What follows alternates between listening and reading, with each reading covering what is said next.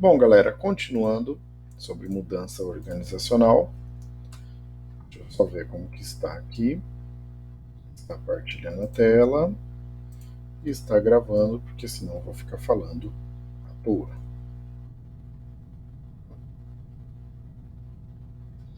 Então, aqui são os causadores das mudanças organizacionais. Então, Stephen Robbins, que é o autor mais vendido do mundo na área de manuais sobre gestão e comportamento organizacional, ele estudou profundamente as mudanças organizacionais, tá? Então ele tem vários livros que são estudados no mundo inteiro, principalmente nas universidades. E aqui, ó, você pode ver que já tem tradução para 19 idiomas. Então não é qualquer um, né? Então ele aponta o quê? 6 aspectos específicos que atuam como desencadeadores da mudança. Então, primeiro, a natureza da força do trabalho. Então, começa por aí, a natureza da força do trabalho. Isso daí é uma das coisas que mais interfere e causam as mudanças organizacionais, porque as coisas elas já vêm com uma rotina, digamos assim, pré-determinada, né?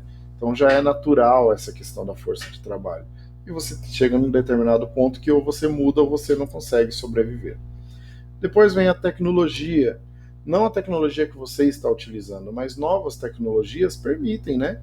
Por exemplo, existem escolas, e aí eu não estou aqui falando mal de outras escolas, que simplesmente suspenderam as aulas e acabou. Está esperando voltar, acabar a pandemia para voltar à aula presencial.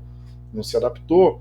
Então, com a pandemia, talvez tenha perdido vários alunos, até quem sabe para a própria essa, que uma semana depois já estava, né, a todo vapor e os professores dando aula como eu estou dando para vocês aqui, aula online, né? Então a tecnologia ela é um dos causadores da mudança, né?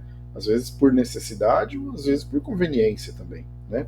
Os choques econômicos, né, que é a questão econômica do país e até do mundo, isso também acaba influenciando e causando também mudanças organizacionais, né? Porque se a economia não vai bem, a questão da concorrência, isso pode influenciar diretamente em você também. E olha, falando em concorrência, olha ela aqui também. A concorrência. Porque se eu não melhoro o meu processo, se eu não trabalho de uma maneira mais eficaz, meu concorrente ele vai trabalhar e vai pegar no mercado. Aí, falando em aviação, por exemplo, vocês viram que há que 2 anos atrás a Avianca faliu aqui no Brasil, simplesmente fechou as portas, né? Por quê? Porque muitas empresas acabam oferecendo coisas que a outra não oferece, né? As tendências sociais, então o mundo ele leva para uma determinada tendência, né? Por exemplo, se você pegar um esquema de divulgação de empresas, por exemplo, né? Tem muitas empresas que hoje investem, como por exemplo, numa rede social, né? Às vezes, ao invés de pagar milhões para uma TV, paga, por exemplo, para divulgar o seu produto, o seu serviço numa rede social, pega um determinado artista e usa ele, né? E, por fim, a política mundial, porque isso tudo interfere, principalmente no mercado de importação e exportação, porque entra muito a questão cambial também da coisa, tá bom? E aí, fatores críticos que impulsionam ou prejudicam a mudança. Gente, isso daqui é extremamente importante, porque quando a gente fala de mudança organizacional, não são somente flores, não é só coisa boa, né? Tem algumas coisas que acabam também prejudicando. Umas impulsionam, outras prejudicam. Então, esses fatores aqui podem levar para um ou outro lado, tá bom? Então, primeiro, características do ambiente organizacional, principalmente turbulência, complexidade e competitividade. Gente, dependendo do tipo de empresa, o ambiente que for, não adianta você querer fazer uma mudança, seja ela radical ou uma mudança mais simples. Você tem que primeiro entender qual é o ambiente da empresa que você pretende fazer a mudança organizacional. Não adianta você pegar uma empresa que não tem uma capacidade de você mudar tudo e você querer simplesmente mudar do 0 a 100 em 5 segundos, você não vai conseguir, né? Talvez seja uma coisa que você vai ter que fazer um trabalho né, de divulgação, um trabalho, né, gradativo até você chegar no seu objetivo. Existem mudanças organizacionais que levam anos. Eu conheço casos que levaram de 5, 10 anos para conseguir do ponto zero até onde a empresa queria chegar. Então, essas características são muito importantes, porque se você tomar uma decisão incorreta, pode ser que você coloque tudo a perder, né? Características do desempenho organizacional, principalmente decréscimo. Não adianta você simplesmente no desespero achar que você vai fazer uma mudança organizacional e que você vai salvar a tua empresa. Se a empresa está caindo, você primeiro precisa entender, e aí nós estudamos na aula passada, né, algumas ferramentas que podem sim contribuir, como por exemplo o 5W2H, né? Vocês podem tem que procurar entender o que está acontecendo para esse decréscimo, para aí sim depois você buscar a sua alternativa, né, de mudança organizacional. Aí vem também as características da alta gerência da organização. Lembra que nós falamos ontem que algumas teorias defendem que os grandes problemas eles estão nas altas direções e gerências? Aqui, ó, você tem aspecto de personalidade e crenças, né? Isso daí é muito importante, gente, porque você trabalha numa empresa. Eu trabalhei numa organização social que era uma empresa administrada por freiras. Então, você já parou para pensar como, por exemplo, como que você vai implantar uma política, né, de aborto não criminoso? E eu não estou falando se eu sou a favor ou contra, não quero entrar em polêmica aqui, só estou falando em relação ao o que era para ser feito, né, porque foi autorizado. E aí como que você ia fazer, sendo que a sua chefia era composta por freiras? Então, tinha uma certa resistência, né? Então, a característica ela pode ser uma coisa que pode te ajudar ou uma coisa que pode prejudicar. Característica da estratégia organizacional, defensiva ou prospectora, né? Uma empresa mais conservadora, medrosa no que diz respeito à evolução, ou uma empresa que olha lá para o futuro, mas de uma forma às vezes exagerada. Isso também é um fator que pode e muito impulsionar ou prejudicar uma determinada mudança. E aí, por fim, característica da estrutura organizacional, se é uma estrutura centralizada, padronizada, especializada ou interdependente, né? Se a estrutura ela é boa, ela é viável, né, para você fazer uma mudança organizacional ou não. Tem muitas empresas que têm uma estrutura que não adianta. Você vai fazer uma mudança para quê, não é verdade? Causas que impulsionam as mudanças organizacionais. Então, isso daqui é o que faz a coisa acontecer, tá bom? Então, primeiro, comprometimento e participação ativa do líder. Você tem que começar da liderança, gente. Não adianta você pensar numa mudança se não vier da liderança, tá? Então, se o líder tiver comprometimento e participação ativa, não é simplesmente mandar cruzar os braços e falar façam, é ele participar mesmo, tá? Mudança fundamental na cultura organizacional.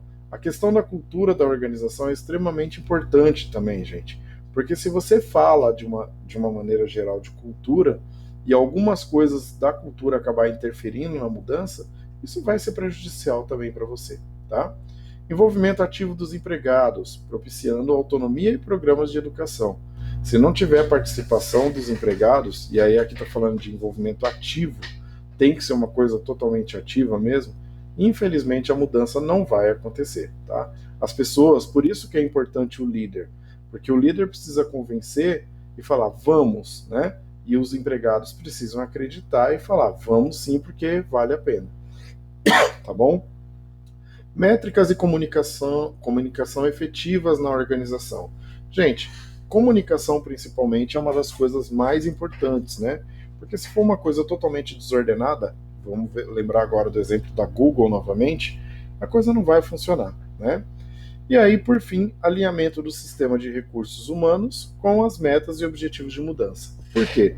Porque o sistema de recursos humanos é quem vai proporcionar desde a contratação, o número de funcionários, até a educação continuada desses funcionários. Então, se a coisa estiver desalinhada com eles, não vai funcionar, tá? Então, é por isso que tem que estar alinhado o RH com as metas e objetivos da mudança.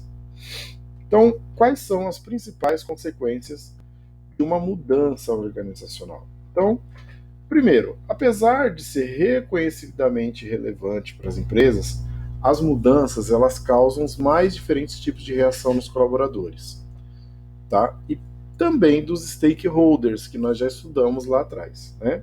Então essas reações elas têm variação diretamente relacionada a como as pessoas encaram a mudança, tá? Os aspectos que determinam essas diferentes reações são vários, desde o fato da mudança alterar o poder e a hierarquia organizacional, as questões relacionadas ao indivíduo, como o requerimento de novas competências para o trabalho e até mesmo a alteração na própria forma de encarar o seu trabalho.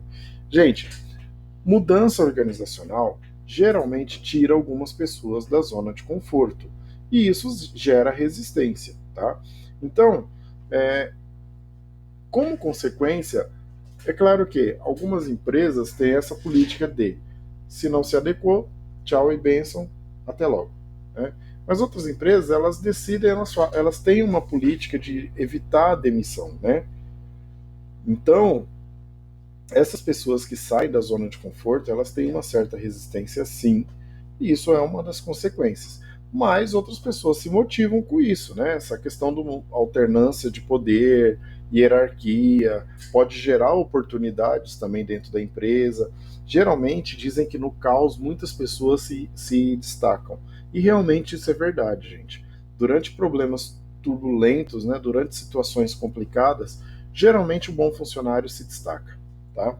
Então essas são as principais consequências. Quando nós vamos fazer algumas mudanças organizacionais, nós temos algumas técnicas para levantar os dados antes de começar. Não é simplesmente falar, opa, hoje vamos mudar tudo, vamos lá, pessoal, você muda isso. Você... Não. Tem uma estratégia, né? E aí, para isso, tem algumas técnicas para antes da mudança você fazer um levantamento de dados, tá? Então, o primeiro deles são as entrevistas, que é a mais utilizada de todas, tá? Eles fazem o levantamento de dados com foco em levantar realidades de uma empresa, um processo ou uma atividade, não só da empresa como um todo. A entrevista, às vezes, ela analisa um determinado processo ou uma determinada atividade, tá? Os dados e as informações são obtidos com perguntas feitas diretamente aos stakeholders envolvidos na execução do processo. Geralmente a equipe, né, profissional, porque você não vai perguntar para um acionista, né, como que você vai fazer a mudança, a não ser que seja um acionista extremamente participativo. Então, as principais características da entrevista é, primeiro, um número pequeno de stakeholders envolvidos. Imagina entrevistar 1 milhão de pessoas, por exemplo. Né? Tem que ser sequencial. Então, uma pessoa por vez. Uma coisa, acabou um, vai lá e faz outro. Tá? Tem que ser destinado a um grupo de stakeholders pouco dispersos geograficamente. Então, você não vai pegar uma empresa aqui, uma Coca-Cola da vida, e você vai fazer na fábrica inteira. Ou então você vai fazer com um rapaz que está lá na ala leste e o outro que está na norte. Tem que ser pessoas que estejam próximos, né? Para evitar uma dispersão totalmente que você acaba perdendo qualidade na informação. A entrevista ela é bem flexível, né? Apesar de defender questionamentos fechados, né, que só são sim ou não, alternativas, existe a possibilidade de você fazer também questionamentos abertos. O que são questionamentos abertos? Pergunta onde a pessoa mesmo vai escrever. Só que eu acho que quando você vai fazer esse tipo de entrevista, fica mais difícil para você tabular. Né? Eu vejo, por exemplo, quando eu vou fazer uma prova para os meus alunos. Quando a resposta é por alternativa, é simplesmente certo ou errado, acabou. Agora, quando o aluno tem que escrever, eu tenho que ler, prestar atenção para saber se o texto que ele escreveu está em concordância com o contexto. Tudo isso é importante. Então, eu, Fábio, particularmente, defendo, né, apesar de poder ter questionamentos abertos, eu prefiro questionamentos fechados, porque fica mais fácil depois de você tabular. Porque aí, às vezes, o cara coloca, você vai gerar uma série de situações, e na hora de você contar, você não sabe nem para que lado você vai, né? E aí, baixo custo também, porque é uma coisa que não requer muito dinheiro. Você criar um Google Forms igual eu faço com as questões para vocês, é uma coisa que você cria em 5, 10 minutos, né? Então, é muito fácil. Ou um papel e você imprimir. Então, para você preparar uma boa entrevista, tá? Você tem que ter, primeiro, um planejamento e algumas coisas que você tem que pensar. Então, primeiro, você tem que ler as documentações do projeto e do ambiente, marcando ou anotando as dúvidas para que sejam sanadas durante a entrevista. Já pensou, você faz uma entrevista com a pessoa, ele te faz uma pergunta, você não sabe responder?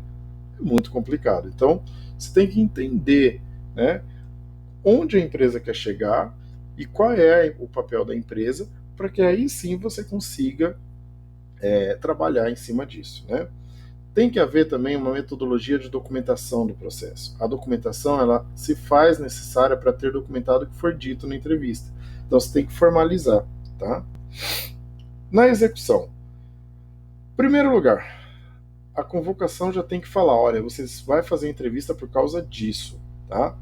Não é simplesmente falar, não, vamos lá na sala e o cara não sabe nem para que ele está indo.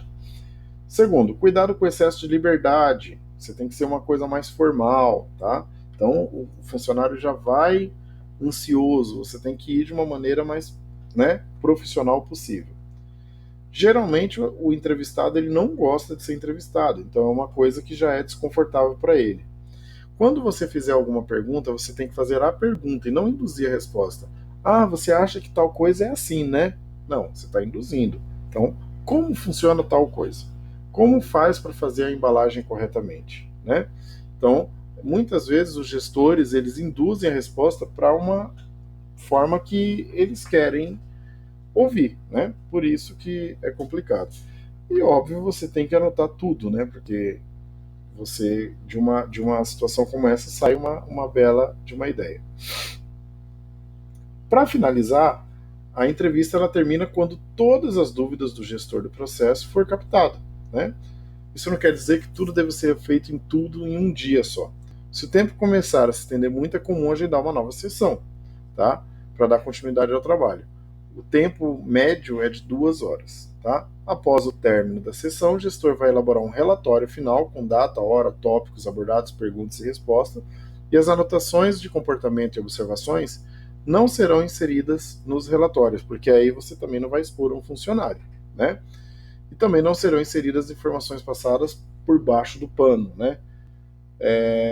Então, basicamente é isso, é você fazer um relatório com as informações primordiais para que aí sim você consiga finalizar de uma maneira coerente, né? E aí os questionários também são uma opção. Isso daqui é durante a entrevista, tá? A entrevista é pessoal. O questionário pode ser à distância, né? Então, você pega uma empresa que tem no âmbito nacional, por exemplo, né? Como seria feita essa pergunta? Então, você não consegue entrevistar todo mundo. O custo disso acabaria sendo alto. Então, aí você faz o questionário. Então, a mesma coisa. Levanta os dados, as informações, são com perguntas escritas, né? E aí é feito ou por meio eletrônico ou por papel.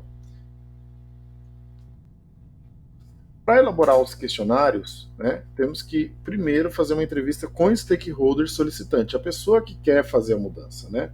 Falar o que você quer, né? Então, o que você quer saber? Quais dados serão coletados? E aí sim você parte para fazer o questionário, tá?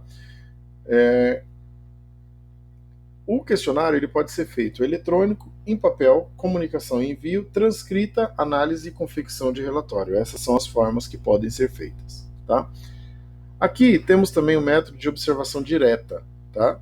É uma técnica de levantamento de dados sem contato com o cliente interno ou qualquer stakeholder. É uma visita, geralmente feita por consultores, tá? E aí ele fica observando e anotando o processo diário do cliente interno.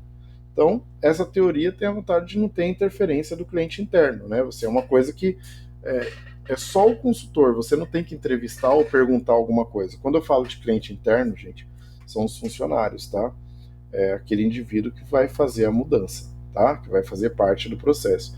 Na observação direta é isso. É eu ficar ali de bracinho cruzado, olhando o fulano trabalhar e aí eu faço as minhas anotações para poder entender o processo, tá? Então, a observação direta seria essa. Análise de documentos. Todo processo dentro de uma organização tem que armazenar documentos que comprovem as práticas realizadas e suas respectivas atividades, tá? Então, quando você vai fazer uma técnica de levantamento de dados, você tem que, de todo jeito, guardar essa documentação. Você precisa ter isso guardado para ter credibilidade, né? Você vai gerar um relatório e vão falar, tá, mas de onde você tirou isso? E aí você tem como. Então, a prática de guardar consiste em 2 etapas. Primeiro, analisar o arquivo. tá? Utilizada para verificar a organização da empresa, como são organizadas as pastas, arquivos e toda a estrutura física. E a análise de documentos, que é utilizada para analisar os formulários já utilizados no papel. Quando você vai fazer essa análise de documentos, você pode fazer dessas duas formas. E aí aqui por fim, pessoal, nós temos uma coisa que está super em alta e eu quis trazer isso para vocês, que é o cliente oculto. Eu não sei se vocês já ouviram falar do cliente oculto. Por incrível que pareça, isso tem muitas vagas de emprego hoje de clientes ocultos. Um tempo atrás eu vi, agora deu uma diminuída durante a pandemia, mas tem muito cliente oculto vaga e é uma área que talvez até vocês possam trabalhar. O que consiste o cliente oculto? Eu quero avaliar na minha concessionária como anda o atendimento dos meus vendedores. Eu não vou fazer questionário, eu não vou fazer entrevista, eu não quero fazer observação direta, porque é um detalhe que eu esqueci de falar. Na observação direta, o cara ele está identificado, então o funcionário sabe que está sendo observado. Logo, ele vai dar o melhor para também não se queimar, né? Já no cliente oculto, não. A empresa contrata uma determinada pessoa, né, para se passar por cliente. Então, quando é uma rede grande, vamos pegar o exemplo da loja Renner, por exemplo. Ele vai pegar aí um cliente oculto para se fazer de cliente das lojas Renner e vai passar em todas as lojas, né? Para avaliar aquilo que de direito. Talvez para ver a atenção dos vendedores, para ver a arrumação da loja, quanto tempo de espera. Tudo isso vai ser anotado, tabulado e documentado para fazer a análise de documentos que eu falei, tá? É um trabalho como qualquer um outro. Há um tempo atrás eu lembro que tinha uma vaga de cliente oculto para uma rede hoteleira. Olha que interessante, né? Para você avaliar uma rede de resort, você tinha que ir se hospedar normalmente, você ganhava lá, como se você estivesse pagando o resort, e aí você ficava lá, via o serviço, café da manhã, avaliava atendimento desde a recepção até limpeza, gerente, tudo, e depois fazia um relatório, mas é um trabalho, tá? Então, é uma ferramenta muito utilizada hoje. Quando você não quer nenhuma dessas outras, é claro que tem um custo maior, né? Mas quando você não quer usar nenhuma das outras ferramentas, é uma ótima opção, né? Utilizar o cliente oculto, que é o Mystery Shopper, tá? Vocês podem ver e encontrar das duas maneiras, tá bom? Bom, pessoal, com essa matéria agora de hoje, deixa eu tirar aqui a câmera. Com esse conteúdo de hoje, eu encerro então a nossa matéria de gestão de processos. É claro que, gente, vocês estão fazendo, não dá para eu aprofundar muito. Eu peço desculpas se em algum momento eu fui muito rápido, né? Eu acabei pulando alguma etapa, mas agora, a partir de agora, eu estarei no WhatsApp para tirar as dúvidas de vocês e sintam-se à vontade para me perguntar, tá bom? Então, com essa aula, aguardando só a finalização do trabalho de vocês, eu encerro a participação nessa matéria de gestão de processos, tá bom? Vocês já estarão finalizados. Daqui em diante, a partir de amanhã em diante, nós continuaremos com a administração da produção, conforme eu vi que a Ingrid mandou no grupo a nossa matéria, né? O nosso calendário, se eu não me engano, acho que até dia 21, alguma coisa assim, e aí nós continuaremos juntos até essa data, tá bom? Então, vamos lá para o WhatsApp para a gente continuar com a nossa discussão de sempre, tá? Muito obrigado